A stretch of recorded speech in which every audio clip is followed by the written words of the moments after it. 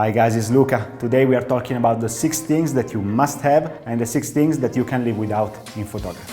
Yesterday I was randomly thinking about how in the last years my attitudes towards photography gear has changed. When I started in 2009, I wanted to buy everything. I couldn't, but I wanted. I was dreaming about that 1.2 lens. I was thinking that a specific light would have made me a better photographer, and all those myths that we all believe when we start. If you're at the beginning of your journey, I want to give you a few advices that maybe can guide you in the right direction, make you save a little bit of money and redirect this money for the right things. No affiliate links, I'm not selling anything, just pure honesty because I love you. So it will be nice if you return some of this love with a like and a subscribe. No pressure. I assume that you have at least one working camera, one lens and one memory card, because this is the base minimum requirement. For this video I will not consider street photography because I know nothing about it, and I won't consider all those artsy trends of no editing, blurred images, and everything must be black and white and underexposed because I'm such a trouble and dark soul. Because I think that most of these trends are just silly excuses for lazy people to not learn the actual technique that will get you in the commercial photography game. And it's very easy to just show an underexposed blur image and say, but I'm an artist, when you don't need to make a living out of it. Okay, end of the rant. Let's start with the 6 must-have. First, editing software. Editing is a very important part of the process. Those who cannot edit will tell you that edit is cheating and real photography is what comes straight out of the camera. Don't fall for that. The real photography is the image that you have in mind, is your vision, not the one that the camera has decided for you. Shoot raw, get it as right as possible on camera, but then edit until you're happy with the colors, with the warmth, with the atmosphere, with the contrast, with the textures, with the crop. This was already done in the dark room 100 years ago, so it's not cheating, and you will not be more of a purist if you let a digital sensor take your decisions. I personally use Lightroom to develop the raw files and Photoshop for the final editing. Unfortunately, on the iPad, Lightroom doesn't allow me to shoot tether with my Fujifilm because I shoot mostly Fujifilm. So for the iPad, I use Capture One Mobile. And also I know that a lot of people like to use Affinity Photo instead of Photoshop. I don't want to start a software war because I don't care. So try them all and you see which one fits better in your workflow. The second must-have is a sturdy tripod. Whether you are a portrait, landscape, food, architectural photographer, a sturdy tripod is your best friend. It allows you to take sharper images because it eliminates the micro vibration of your hand, and it allows you to keep the camera in place when you need to shoot multiple exposure exactly with the same camera placement. Example, this happens to me when I shoot watches or when I shoot objects, when I have to change many times the position of the light, but the framing must be exactly the same. In this case, a sturdy tripod is mandatory. The third must-have is at least one off-camera light and one reflector. Unless you're going for a specific flat look with a frontal light, an off-camera source of light, whether it's LED or flash, will allow you to shape the light around your subject in a better way.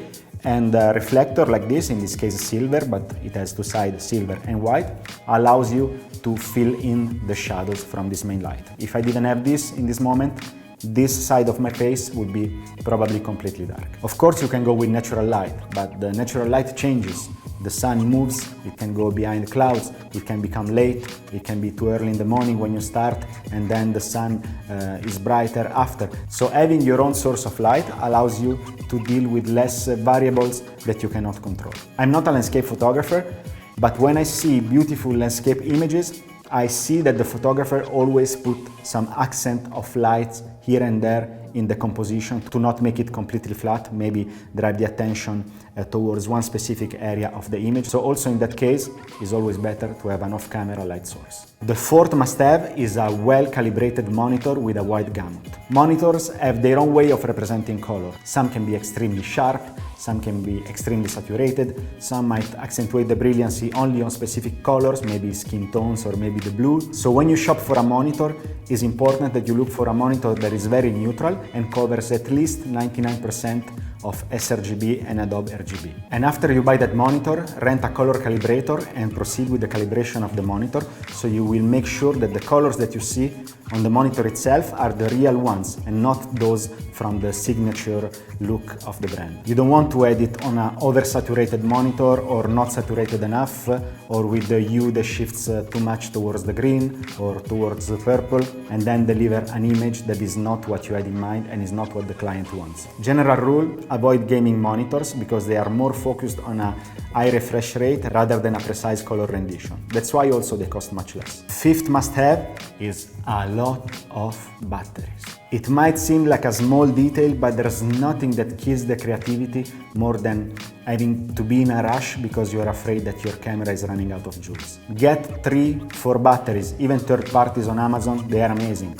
Power bank, whatever allows you to always have fully charged batteries with you and recharge the batteries that you're not using while you're shooting. Same goes for flashes and whatever is battery power. Don't run out of power during a shooting, it can be embarrassing. The sixth must-have is a website and social media presence. Do I really need to tell you that in a modern world you need an online presence? Do I really need to tell you that it's pointless to create beautiful images if nobody will see them, nobody will ever know that you exist, and nobody can book you? And please use your name on your website and your social media handles. I see way too many visionary image 2000 and transcendent image on Instagram or website that are called like this, and I have no idea who these people are. And if I meet them somewhere and they tell me their name, of course I cannot link them to the social media handle or the website. I'm Luca Lombardi, lucalombardifoto.com.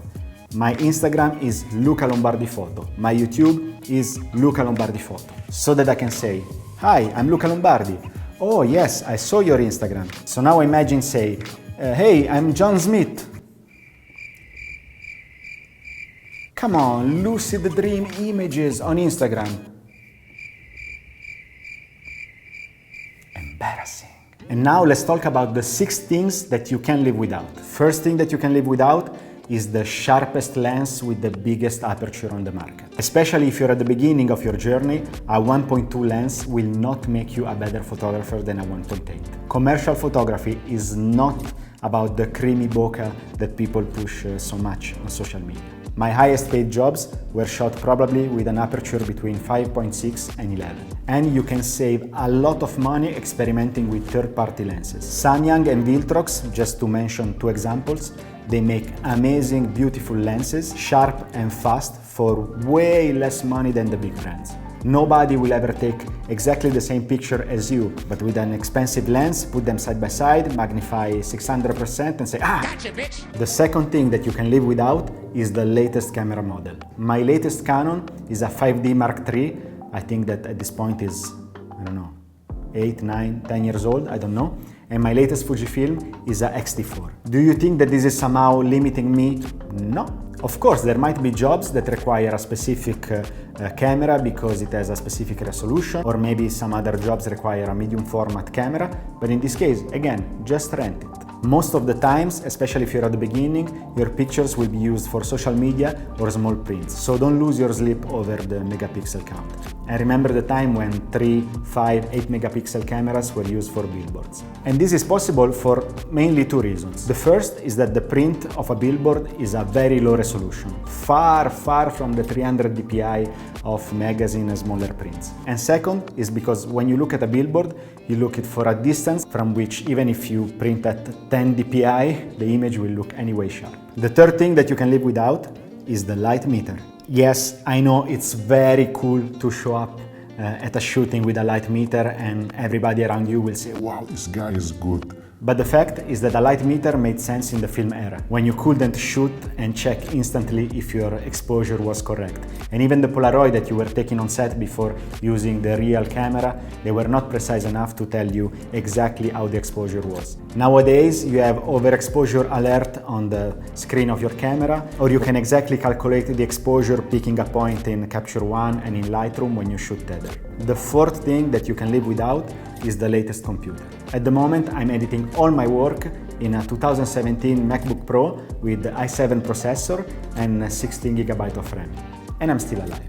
I use it on location to shoot tethered, then when I'm home I simply connect it to a 27-inch monitor, and it always did the job even when I have Photoshop files with a lot of layers and gigantic file sizes. Now I'm planning to buy a Mac Studio, but simply because I can. No, I'm joking, it's simply because I want a quicker workflow for my video editing, and my old computer doesn't digest very well the new codecs from the new cameras. But still, I'm not really in a rush of buying a new computer, and I can keep using mine without any problem. The fifth thing that you can live without are artistic filters, blur filters, fluo filters, light streak filters. Again, we are no longer in the film era.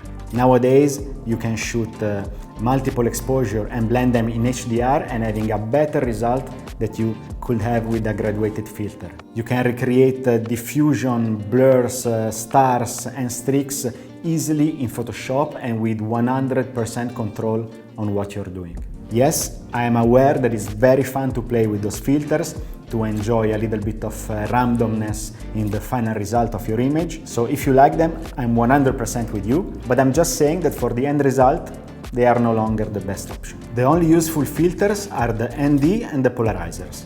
The ND filters reduce the amount of light that hits your sensor, so it's like putting sunglasses on your lens, and they allow you to use wider aperture in full daylight or to have a longer shutter speed when needed. The polarizer filters reduce the glare and reflections from windows, skin, sky, and these two filters cannot be replicated in post-production. The sixth thing that you can live without is not really an accessory, but it's something that is very trendy at the moment: Lightroom presets. Every photographer and influencer will try to sell you his Lightroom presets, making you believe that with just one click of the mouse you can recreate their look. Newsflash for you, you can't.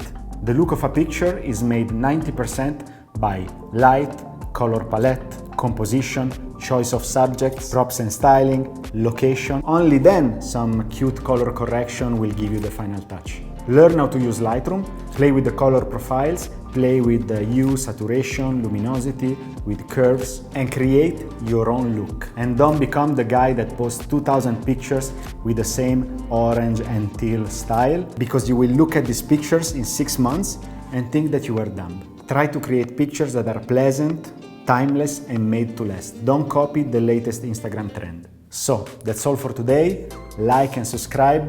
Let me know in the comments what are your must-have or the things that you can live without. Let me know if there are topics that you want me to talk about. And here in the description you will also find a link to my website and my Instagram page. If you want, you can watch my latest videos about how to set up your own photo studio, and the one about the pros, the cons, and the we'll see about having a photo studio at home.